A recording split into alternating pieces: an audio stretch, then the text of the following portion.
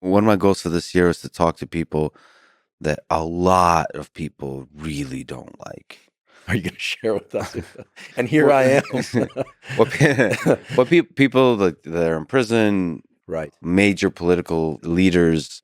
I've been thinking a lot about how to talk to really difficult, controversial figures, but find together something with them that's deeply honest about their nature, about the ideas they have about the world, like reveal something real. And some people, you have to be very careful. Some people are very good at hiding the real inside them, even from themselves.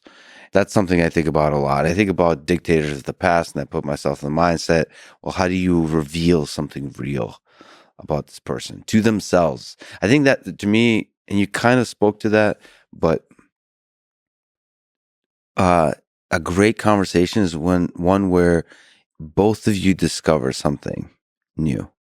Like it's not just, so I love that too. That's my favorite thing, what you mentioned, which is allowing your curiosity to ask all kinds of questions and get excited and to learn from an expert, but also to push them to discover something about themselves, about their ideas together. And then that discovery, and sometimes it's like we don't see it in the moment, but the audience hears it.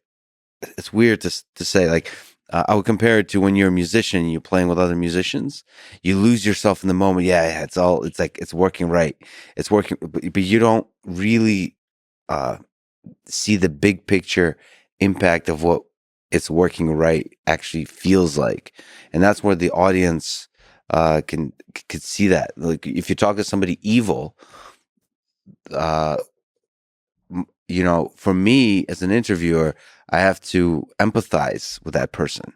If I want to understand, I have to put myself in that mind space. And to put yourself in that mindset, you really have to become that. You have to you have to understand the evil inside of you. Like you can't just think if somebody's in power and has used that power to abuse others.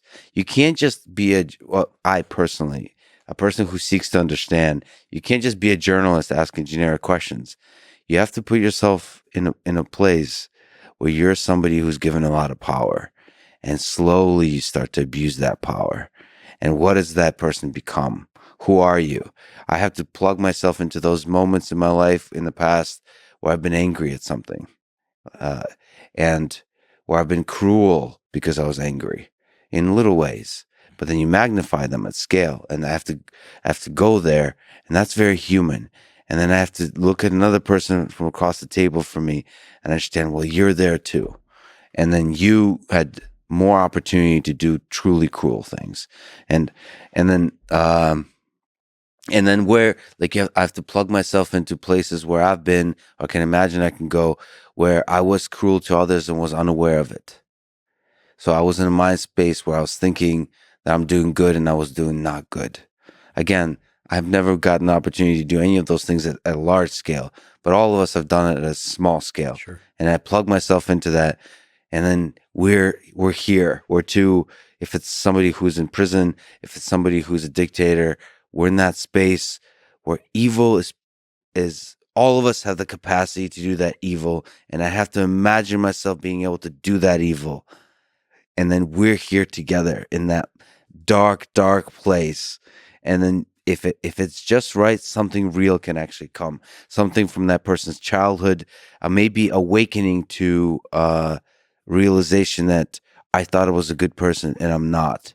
And for that only happens when you truly empathize. And those moments of discovery are beautiful, but they also happen in science when you just have a conversation and you realize. I feel like talking to Stephen Wolfram.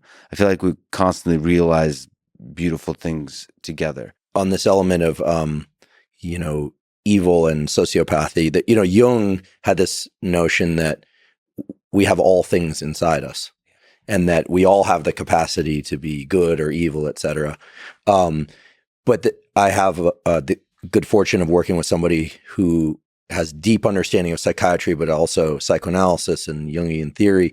And he said to me recently, he said, you know, whether or not all people have all things inside them is still debated in the psychology community and in the neuroscience community and as a matter of philosophy. But there are certain people, not many, but there are certain people for whom they've actually lived out many versions of their possible selves in the first person. And so those are unique individuals. And even if they tapped into these things as you mentioned, at a more minor level, as opposed to impacting people negatively at scale. So being able to access those different parts of oneself is key. And you've been willing to step into that. You know, my podcast is not one in which we get down to those matters.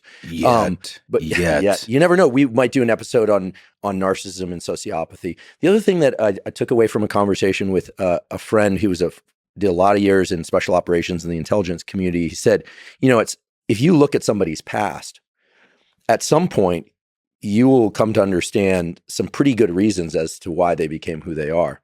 But you have to draw his words, the red line someplace. And what he was referring to was the fact that certain people, at least in the eyes of certain communities, deserve to be eliminated as a consequence of their actions, right? Regardless of what drove them to those actions. So it gets right down to the line between nature, nurture, neuroscience, and the law and justice.